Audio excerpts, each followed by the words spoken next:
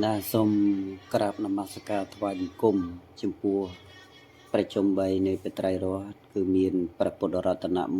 1ព្រះធម្មរតនៈ1ព្រះសង្ឃរតនៈ1ដោយសេចក្តីគោរពកោតក្រែងជ្រះថ្លាខ្ពង់ខ្ពស់លើលោក៏សូមក្រាបនមស្ការព្រះធេរានុធេរៈគ្រប់ព្រះអង្គទាំងក្នុងនិងក្រៅប្រទេសក្នុងព្រះសាសនាព្រះសម្មាសម្ពុទ្ធសមណគោតមដោយសេចក្តីគោរពកោតក្រែងជ្រះថ្លានិងសូមចម្រើនពរពុទ្ធបរិស័ទទាំងក្នុងនិងក្រៅប្រទេសដោយសេចក្តីរាប់អានថ្ងៃនេះខ្ញុំគណៈអាត្មានឹងលើកឡើងអំពីទ្រឹស្ដីក្នុងបត្រៃបិដកបាលីនិងសេចក្តីប្រែជាភាសាខ្មែរអភិធម្មបិដក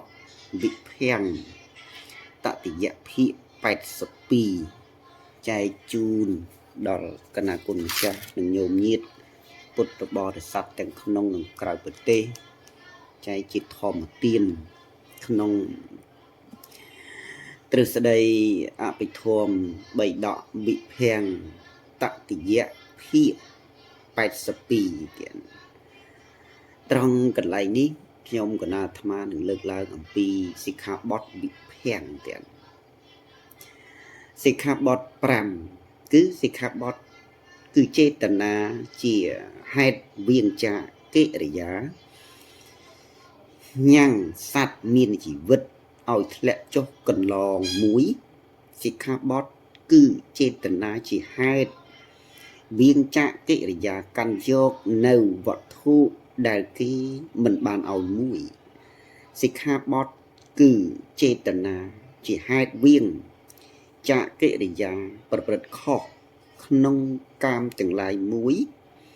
សិក្ខាបទគឺចេតនាវាងចាកិរិយាពោលនៅពាក្យកុហកមួយសិក្ខាបទគឺចេតនាជាហេតុវាងចាហេតុជាទីតាំងនៃសេចក្តីប្រមាទគឺផឹកនៅទឹកស្រវឹងគឺសុរានិងមេរយៈមួយបណ្ដាសិក្ខាបទទាំង5នោះសិក្ខាបទគឺចេតនាជាហេតុវាងចាកិរិយាញ៉ាំងសត្វឲ្យមានជីវិតឲ្យធ្លាក់ចុះកន្លងតើដូចម្ដេចក្នុងសម័យណាចិត្តជាកម្មាវចរៈកុសលច្រឡំដោយសោមនស្សៈសម្បយុត្តៈដោយញៀនកើតឡើងក្នុងសម័យនោះការវាងការជៀសរវាងការវាងស្រឡះការបណ្ដាលនៅពីចាបាណាតិបាតគឺការមិនធ្វើឲ្យការមិនសាងការមិនល្មើសការមិនប្រព្រឹត្តកន្លងវេលាការសម្លាប់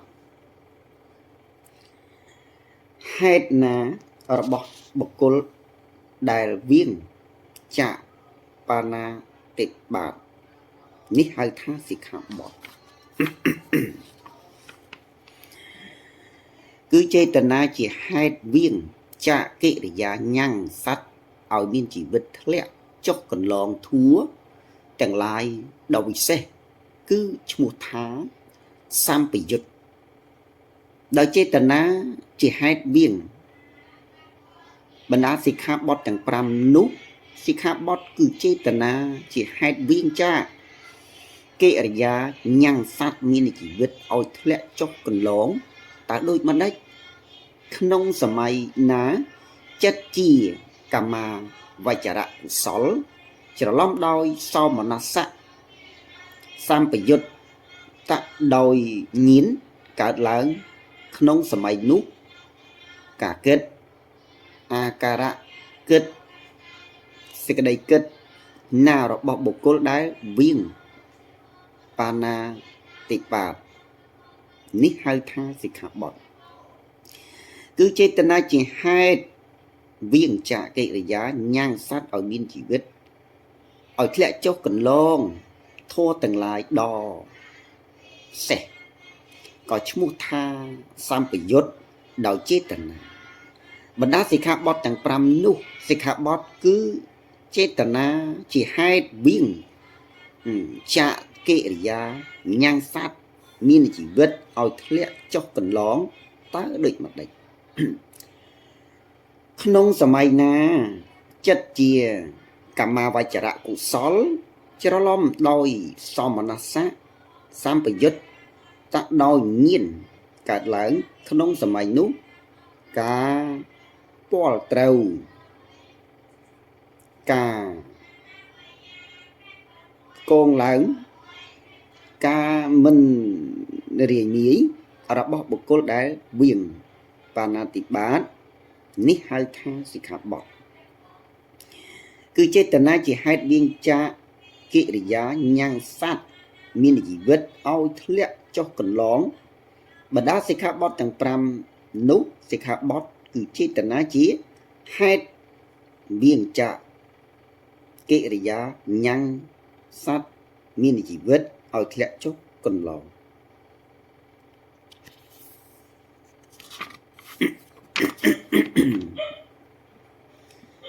ក្នុងសម័យណាចិត្តជាកម្មាវចរៈកុសលច្រឡំដោយសមនស្សៈសម្ពយុត្តដោយញាណប្រកបដោយសង្ខារៈច្រឡំដោយសមនស្សៈប្រសិជ្ជញាណច្រឡំដោយសមនស្សៈប្រសិជ្ជញាណប្រកបដោយសង្ខារច្រឡំដោយឧបេក្ខាសម្ពយុត្តដោយញាណច្រឡំដោយសិក្ខាឧបេក្ខាសម្ពយុត្តដោយញាណប្រកបដោយសង្ខារៈច្រឡំដោយ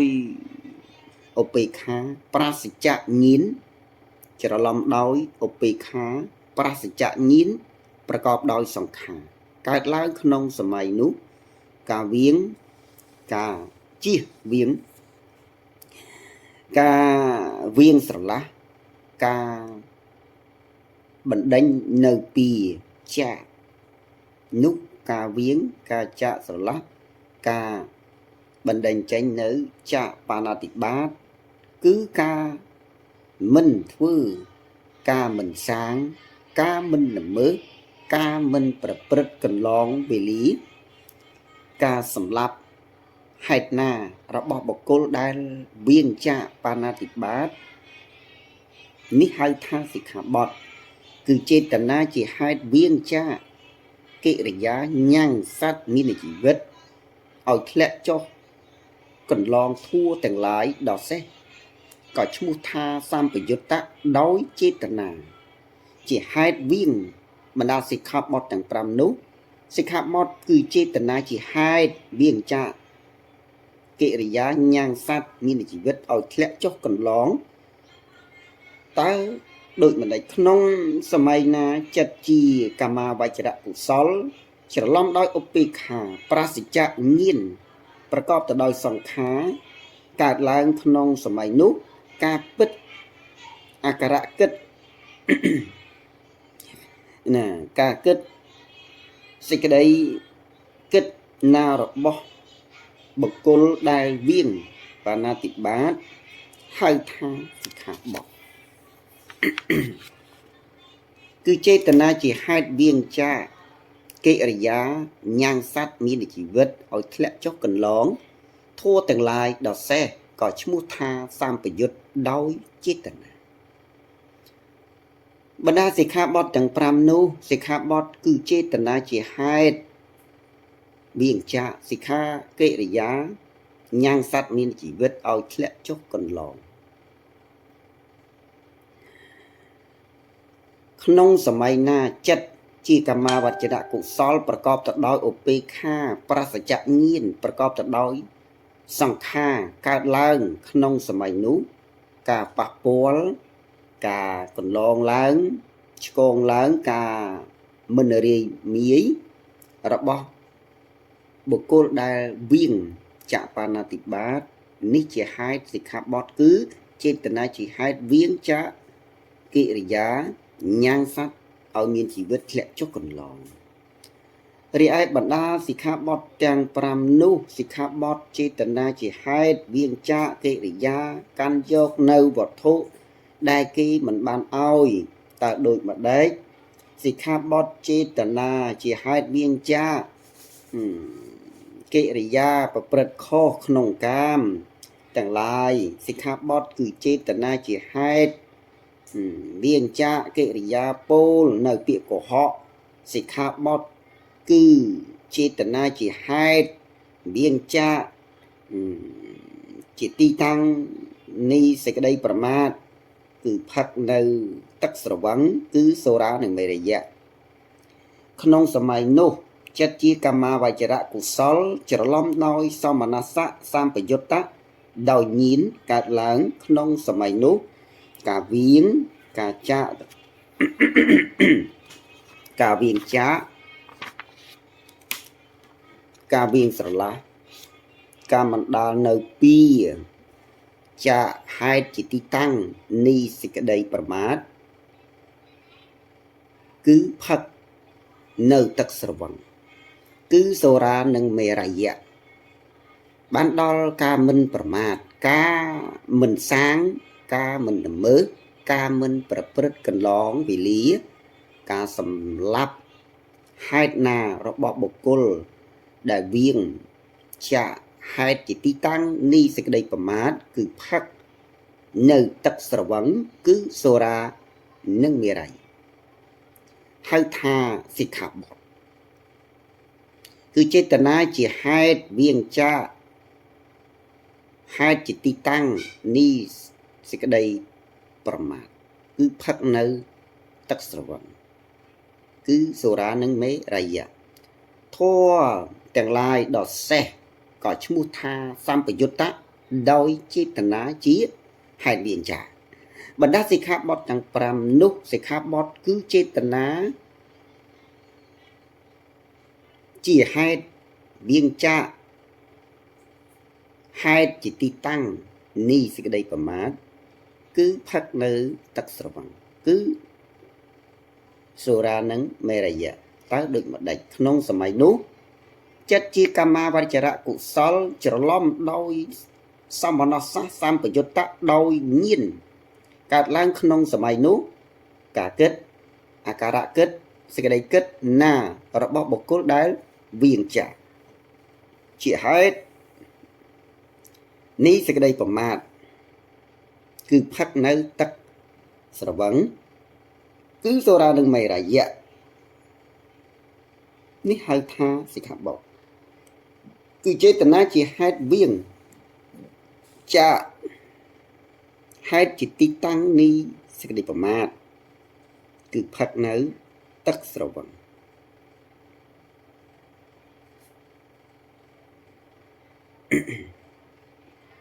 នេះហៅថាសិក្ខាបទគឺចេតនាវៀងជាហេតុវៀងចាកជាទីតាំងនៃសេចក្តីប្រមាទគឺផឹកនៅស្រវឹងទឹកស្រវឹងគឺសូរានិងមេរយៈធัวទាំងឡាយដ៏សេះក៏ឈ្មោះថាសម្បយុត្តៈដោយចេតនាបណ្ដាសិក្ខាបទទាំង5នេះក៏ឈ្មោះថាចេតនាជាហេតុវៀងចាកហេតុជាទីតាំងនៃសេចក្តីប្រមាទគឺផឹកនៅទឹកស្រវឹងគឺសូរានិងមេរយៈ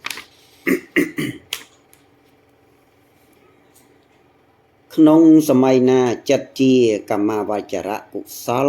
ច្រឡំដោយសោមនស្សៈសម្បយុត្តៈ